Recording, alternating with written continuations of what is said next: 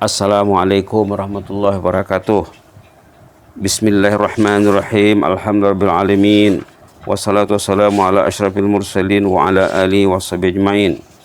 Alhamdulillah, di pagi yang mulia ini kita masih diberi Allah kesempatan untuk hidup, untuk bernapas, untuk sehat, terhindar daripada COVID-19. Mudah-mudahan Allah menjaga kita dunia akhirat, jasmani dan rohani.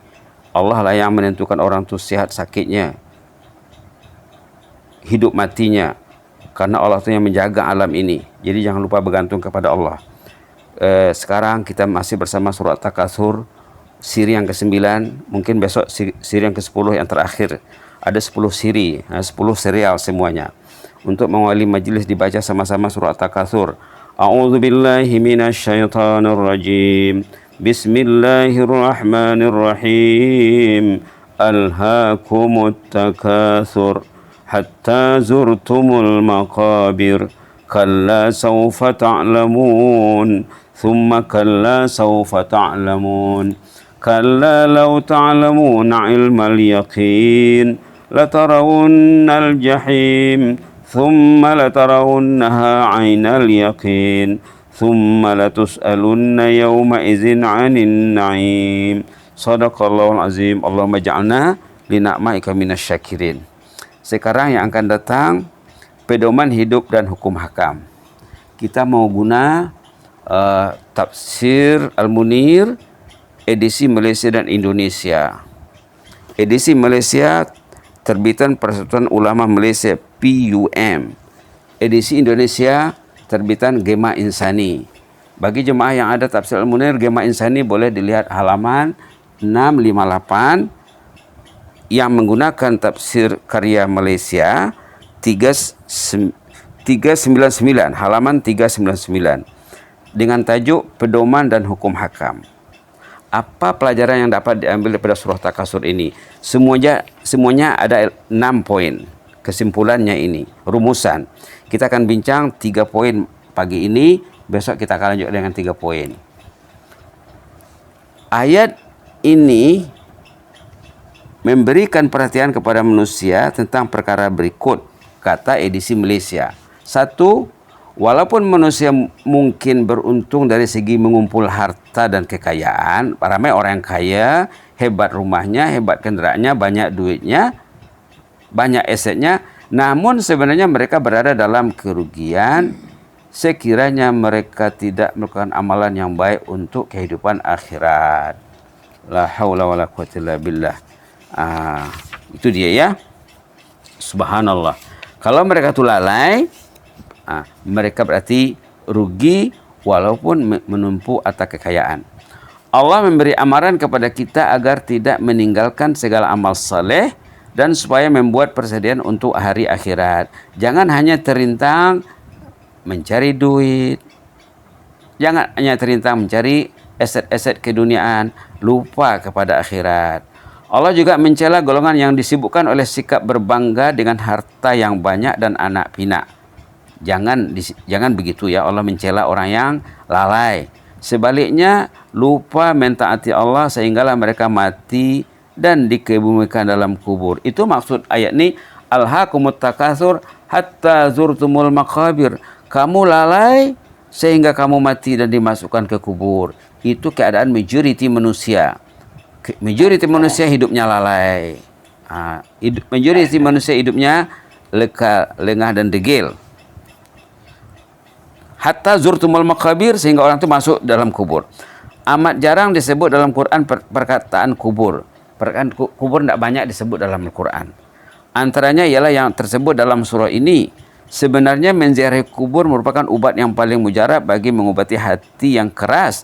Kerana amal ini mengingatkan seseorang tentang mati dan hari akhirat. Bagus ziarah kubur itu. Kalau boleh, secara berkala kita akan pergi ziarah kubur. Mengingatkan kita nanti suatu hari akan jadi ahli kubur. Subhanallah. Ingatan tersebut akan menjadikan kita kurang berangan-angan. Artinya, kita akan ingat mati, kita akan berwaspada tentang amalan kita ini. Bersikap zuhud terhadap dunia. Jangan mikir dengan keduniaan sangat. Kemarin ada disebut hadis Nabi, siapa yang bangun di pagi hari, aman, tentram perasaannya, ada nih, makanya hari itu berarti dunia ini sudah miliknya katanya kemarin. Jadi jangan terlalu jauh mikirkan keduniaan. Bukan tak boleh ya, jangan dirintangi dengan keduniaan sehingga akhiratnya lalai. Bersikap zuhud terhadap dunia dan tidak terpengaruh dengan tarikannya, daya tarik dunia yang mempesona. Sebagaimana yang dijelaskan dalam hadis-hadis yang sudah disabit, yang sudah disebutkan dahulu. Ada juga hadis dari Imam Tirmizi yang diceritakan oleh Abu Hurairah bahwa Rasulullah melaknat para wanita pengunjung kubur. Ada hadisnya di sini. Anna Nabi SAW la'ana zawaratil kubur. Katanya dilaknat Allah tentang wanita yang menziarah kubur. Ini tentang ziarah kubur nih. Sekarang Profesor Wahbah Zuhaili rahimahullah menyorot tentang hukum ziarah kubur. Katanya wanita yang pergi ke kubur itu dilaknat Allah. Apa maksudnya? Sebaik saja, katanya apa? Beberapa ahli ilmu berpendapat pendiri ini adalah sebelum Rasulullah SAW memberi kelonggaran dalam menziarah kubur. Pada awal Islam dilarang wanita menziarah kubur katanya. Kemudian diberi kelonggaran. Sebaik saja baginda memberi kelonggaran, maka termasuklah sekali lelaki dan wanita dibenarkan menziarah kubur. Sebagian ulama berkata adapun hukum menziarah kubur untuk kaum wanita adalah makruh. Kenapa? Pada dasarnya makruh katanya wanita pergi ke kubur. Karena wanita kurang sabar dan mudah diruntun oleh rasa sedih dan pilu. Jadi kalau pergi ke kubur mungkin dia tak tahan menahan emosinya, berpikir yang bukan-bukan, itu maka dilarang. Tapi ada rumusan juga di sini sebagai kesimpulannya amalan menziarah kubur oleh golongan lelaki disepakati oleh para ulama. Lelaki tidak ada masalah. Manakala melibatkan golongan wanita pula masih diperdebatkan. Ada perselisihan pendapat. Yang jelasnya katanya golongan anak gadis yang masih muda ya, anak-anak gadis, anak-anak darah diharamkan keluar sama sekali dan hanya diharuskan kepada golongan wanita yang lanjut usia warga emas. Begitulah pendapat ulama ya. Namun diharuskan kepada mereka semua untuk keluar jika berasingan daripada kaum lelaki. Inilah pendapat Profesor Dr. Wahbah Zuhaili. Anak muda tidak boleh bercampur dengan orang lain kalau ziarah kubur kecuali perempuan sama perempuan saja katanya. Namun jika berlaku fitnah akibat percampuran lelaki dan wanita, maka haramlah hukumnya menurut pendapat Profesor Wahbah Zuhaili. Halaman 392 edisi Malaysia, 393 edisi Malaysia juga lanjutannya. Dari halaman 392 hingga 393 boleh dirujuk nanti. Kalau edisi Indonesianya halaman 658 dengan 659. Para ulama berpesan ini tentang hikmat ziarah kubur. Katanya nak merawat hati kita yang lalai ini ada 3 pendekatan. Satu katanya mentaati Allah, yang kedua mengingati saat kematian, dan yang ketiga pergilah ke kubur. Teringat di sini kisah seorang hamba Allah yang unik yang kerjanya menggali kubur. Dari awal usianya sampai dia umur 40 tahun ke 50 tahun kerjanya menggali kubur.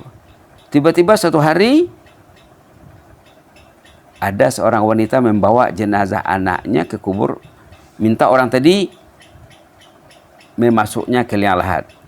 Saat anak ini dimasukkan ke liang lahat, jenazah ini dimasukkan ke liang lahat, tiba-tiba kuburan orang tadi berubah menjadi taman surga yang indah, yang lapang, yang harum, yang wangi. Tiba-tiba penggali kubur tadi rebah, kagum melihat keindahan kubur. Padahal dia sudah bertahun-tahun mengkebumikan manusia, belum pernah jumpa seperti itu. Sehingga orang yang ada di kubur memercikkan air ke mukanya, barulah dia sadar. Bila dia sadar, dia cakap, tadi saya terlihat taman surga. Orang lain tidak percaya. Orang lain tidak percaya. Subhanallah. Karena yang orang lain tidak nampak, dia saja yang nampak. Itu kuasa Allah ya. Kemudian beberapa bulan sesudah itu datang lagi si ibu tadi membawa anaknya juga. Yang pertama anaknya meninggal, yang kedua anaknya lagi. Terjadi juga peristiwa berikut tersebut. kubur anak yang kedua ini juga menjadi taman surga, indah dan wangi, lapang, subhanallah.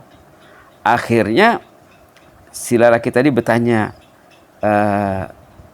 adakah ini anak ibu? Kata anak puan, ya ini anak saya. Kenapa ditanya? Aneh loh anak ibu ini. Yang pertama anak ibu itu kuburnya taman surga. Yang kedua ini juga kuburnya jadi taman surga. Apa gerangan rahasia anak puan ini, anak ajah ini?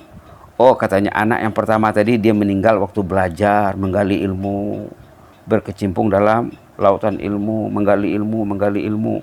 Dia meninggal waktu belajar. Anak yang kedua itu dia tukang saja, dia tidak belajar, tapi dialah belanja adiknya yang belajar. Keduanya jadi ahlul jannah. Jadi apa yang terjadi? Sesudah mendengar peristiwa itu, si lelaki penggali kubur tadi pergi mencari ulama ke masjid yang makmur dengan ilmu. Di sana dia menggali ilmu, sampai di sana dia cakap sama syekh yang mengajar, saya ingin belajar. Syekh bertanya, kenapa terlambat? Sudah 40-50 tahun umur baru mau belajar.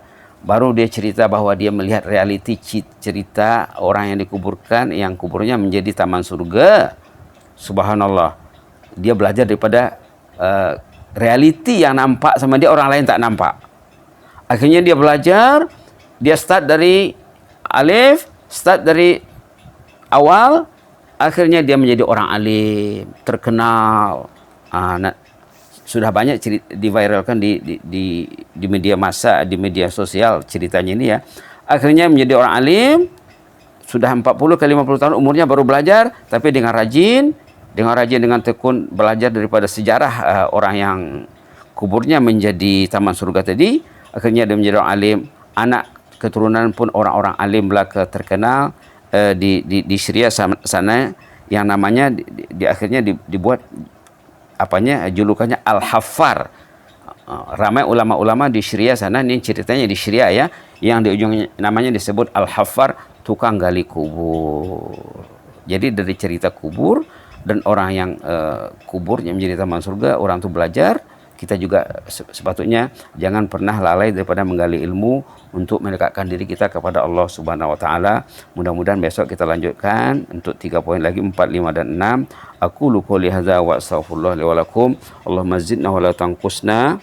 Allahumma zidna wa la tanqusna wa akrimna wa la tuhinna wa a'tina wa la tahrimna wa athirna wa la tu'sir alaina. وأرضنا وارضعنا يا كريم واغفر لنا ولأبائنا ولأمهاتنا اللهم اغفر لنا ولأبائنا ولأمهاتنا ولأهل بيتنا ولأجدادنا ولجداتنا ولمن علمنا وعلمنا اللهم اغفر للمعلمين والمتعلمين اللهم اغفر للمعلمين والمتعلمين والمستمعين في كل مكان يا مجيب السائلين اللهم ارحمنا ارحم أمواتنا وأموات المسلمين اللهم ارحم أمواتنا وأموات المسلمين وارحمنا إذا ما صرنا من أهل القبور اللهم ارحمنا إذا ما صرنا من أهل القبور اللهم احفظ سلطاننا وإيانا والمسلمين اللهم احفظ سلطاننا وإيانا والمسلمين من كل سوء ومن كل مكروه فالله خير حافظا وأرحم الراحمين اللهم اكتب لنا كل الخير بيدك الخير إنك على كل شيء قدير إنك نعم المولى ونعم النصير غفرانك ربنا وإليك المصير غفرانك ربنا وإليك المصير غفرانك ربنا وإليك المصير سبحان ربك رب العزة عما يصفون وسلام على المرسلين